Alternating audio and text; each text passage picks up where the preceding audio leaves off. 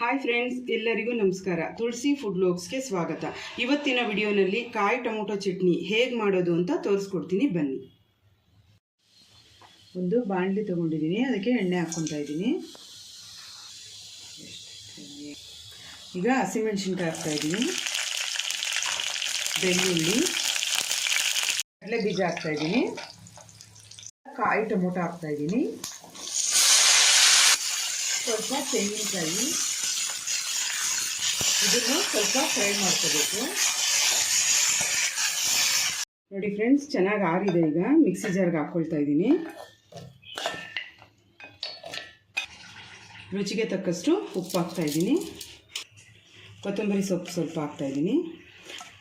ಈಗ ಇಷ್ಟನ್ನು ರುಬ್ಕೋಬೇಕು.